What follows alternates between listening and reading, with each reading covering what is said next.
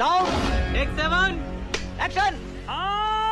भाई अजय आलोक, पहले तो ये बताइए, सरकारी बाध्यता की वजह से विमान गिरे, क्योंकि सरकार ने कहा भाई उनको मिलिट्री इंस्टॉलेशन पर मत मारना, इस वजह से विमान गिरे, क्या ये इंटरप्रिटेशन सही है?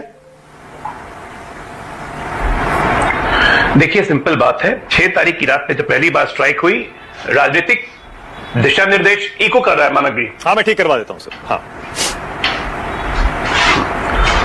तो 6 तारीख को बहुत क्लियर कट इंस्ट्रक्शंस था कि जितने टेररिस्ट कैंप्स हैं उनको डिस्ट्रॉय करना है ऑल अक्रॉस पाकिस्तान, और वो सक्सेसफुली ऑपरेशन किया गया। और उसमें नुकसान हुआ, जैसे कि हमारे सीडीएस कह चुके, डीजीएमओ कह चुके कि war always comes with a loss, but the point is that all our pilots are safe. ये देश समझता है, सब कोई समझता है, कांग्रेस पार्टी नहीं समझती है। मुझे अफसोस है, मैं कहना नहीं चाहता हूं, पर्सनल नहीं होना चाहता हूं, कि 25 साल इस देश के आर्म फोर्सेस को देने के बाद एक राजनीतिक चश्मा पहनने से कितनी विकृतियां आ जाती हैं।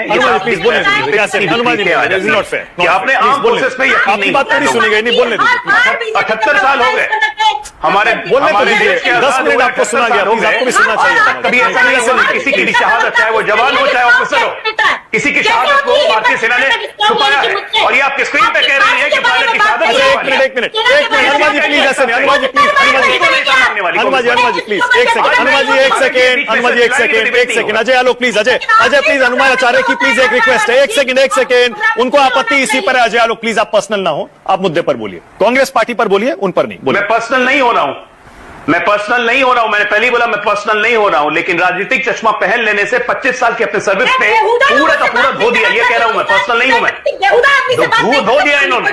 आप अब एक बात बताइए, मालिक जी, या फिर उन्हीं को चिल्ला लेना। हनुमान जी प्लीज, हनुमान जी प्लीज, ऐसे प्लीज बोलने दीजिए। खत्म, बाय बाय, टाटा। प्लीज क्या तरीका होता है ये? बार बार वही आपके कहने के बाद मैं ये कह रहा हूं। अजय, आप पॉइंट पर आइए, मुद्दे पर आइए। मैं पॉइंट पे आ रहा हूं। ओके, मुद्दे पर आइए, चलिए। ओके, चलिए आगे बढ़ते हैं डिबेट में। 4 और लोग वेट कर रहे हैं पार्टी की। आइए, चलिए।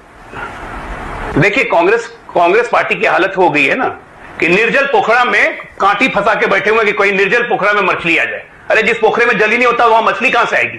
बिना मतलब का मुद्दे पे मुद्दा। 78 साल हो गए हमारे देश को आजाद हुए हुए, आज तक ऐसा हुआ कि भारतीय सेना ने, वायुसेना ने या नौसेना ने कभी किसी की शहादत को छुपाया हो? कितना घटिया इल्जाम लगाया आपके स्क्रीन पे। सरकार क्या नहीं बता क्यों नहीं देती, सरकार बता क्यों नहीं देती, क्या नहीं बताया भैया आपको? कभी एयरक्राफ्ट के लॉस कल यूक्रेन ने क्लेम किया। 1 मिनट, अब बीच में मत बोलिए, प्लीज। हाँ, चलिए। ये विक्षुब्ध होने से कोई फायदा नहीं होता स्क्रीन पे ना। सुनिए बात को। कल यूक्रेन ने, रशिया ने क्लेम किया कि हमने F-16 मार गिराया। यूक्रेन ने पुष्टि कर दी, जेलेंस्की ने पुष्टि कर दी। ईरान इराक वॉर हुआ, कहा कि हमने फाइटर प्लेन गिरा दिया। यूएस ने पुष्टि कर दी। अरे युद्ध हमेशा नुकसान के साथ आता है, सबका नुकसान होता है, लेकिन इसका यह मतलब नहीं कि सरकार पुष्टि करते चले कि इतना नुकसान हुआ संसद में बयान करे ना। यह नहीं होता है। इतनी रणनीति तो सीखना चाहिए, ये नहीं किया जाता है। और 1 मिनट, फिर बीच में कूद गई। अरे भैया क्यों कूद रहे हैं? एंगल लगा के नहीं जा सकते। ओनली अजय आलोक, अजय आलोक को स्क्रीन पर लाइए। अजय कंप्लीट करिए, बोलिए।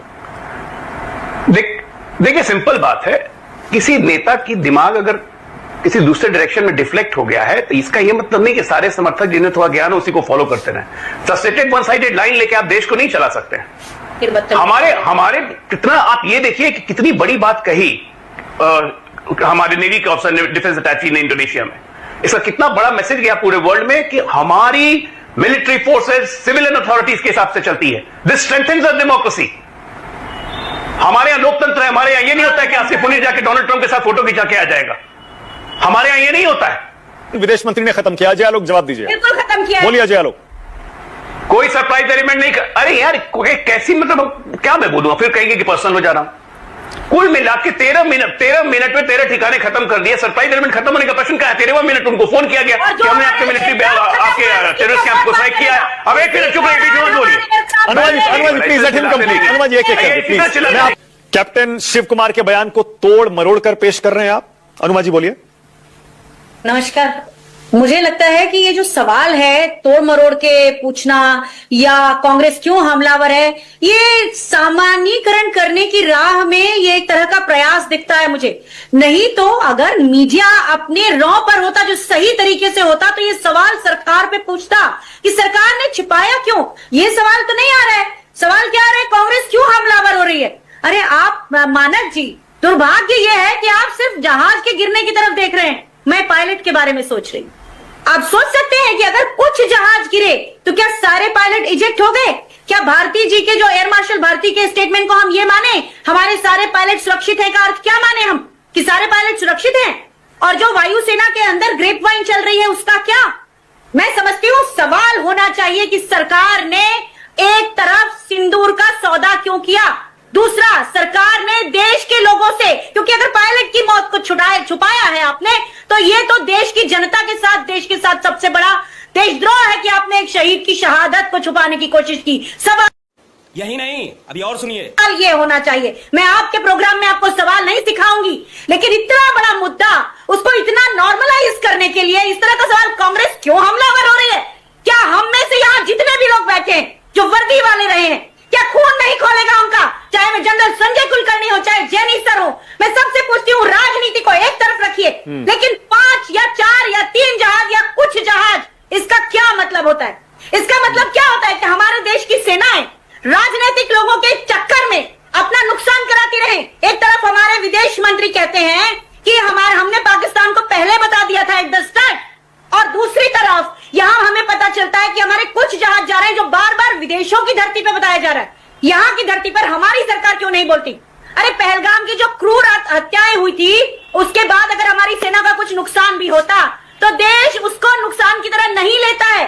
सेनाओं के ऊपर कोई सवाल नहीं होता, कभी नहीं हुआ, लेकिन यह सवाल जरूर होगा कि अगर हमारे कुछ जहाज आज तक नहीं बताए जाए कि कितने, कोई कहता है 3 राफेल, कोई कहता है 2 राफेल, कुछ लोग बताते हैं भटिंडा से वहां से डिब्रीज उठाई गई। आपका सवाल समझ में नहीं आया। शर्मिंदा हूं इस सवाल को देख के कि कांग्रेस क्यों नाराज है। अरे आपको होना चाहिए नाराज, एक पत्रकार को नाराज होना चाहिए, एक फौजी को होना चाहिए कि हमारे उस पायलट का क्या हुआ। क्या हमारे सारे पायलट, वो जितने भी जहाज अगर गिरे हैं जिसके बारे में खुलासा कभी चौहान सर वहां जाके करते हैं शंग्रीला में डायलॉग्स में, और कभी यहाँ पर ये जकार्ता में होता है। ये सवाल होना चाहिए सरकार से। सरकार अनुमा जी सरकार से सवाल नहीं होना चाहिए।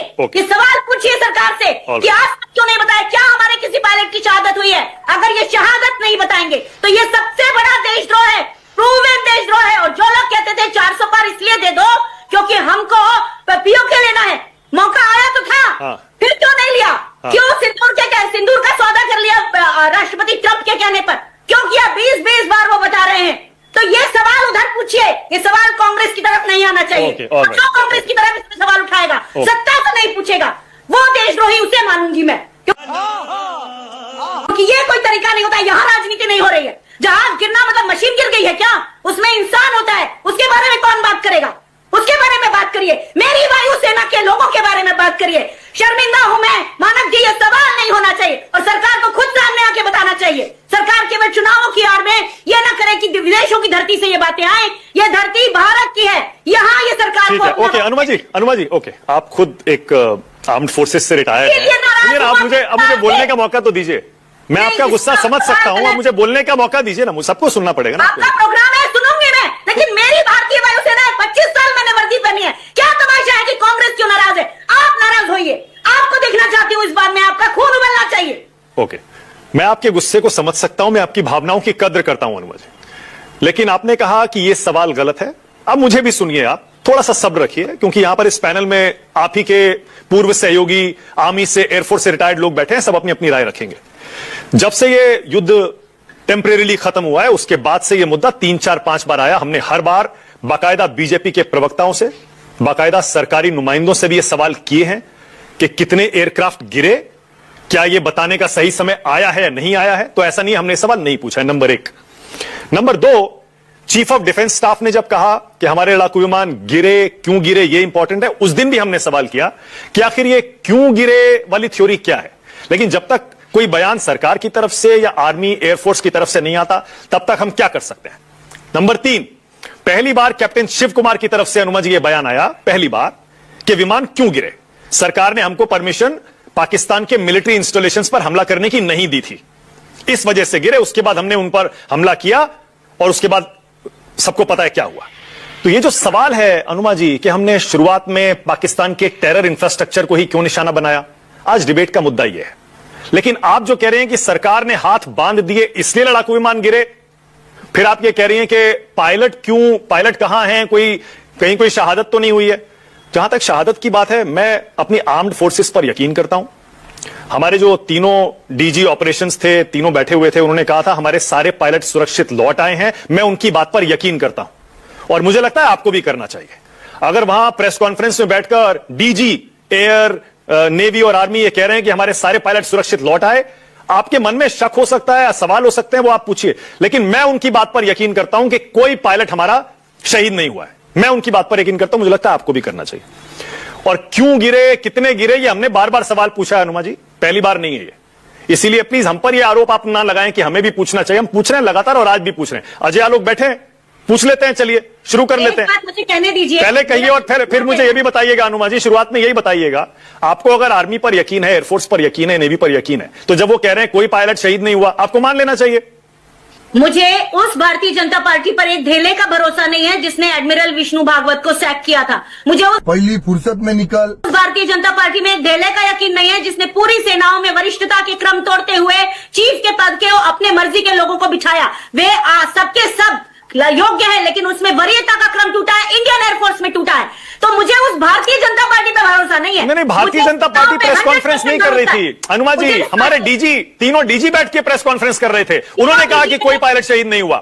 देखिए, तीनों डीजी ने, एयर मार्शल भारती ने बहुत साफ कहा कि इसमें नुकसान हुआ है, पर वो लेकिन पायलट घर आ गए सारे, ये भी कहा था, और हमने मान लिया वो इनसिग्निफिकेंट है। हाँ। लेकिन ये विदेशों की धरती पे बार बार हमारे लोग जाके कह रहे, विदेश वाले नहीं, हमारे लोग, हमारे सीडीएस ने विदेश की धरती पे कहा, हमारे कैप्टन शिव कुमार ने विदेश की धरती पे कहा। ये वहां से क्यों आ रहा है? इस सरकार का बयान क्यों नहीं आता? एक पूरा बयान देना देश तो माफ करता है और सरकार को भी माफ कर देगा, सेना। ओके, अजय आलोक, डॉक्टर अजय आलोक आप ही बताइए।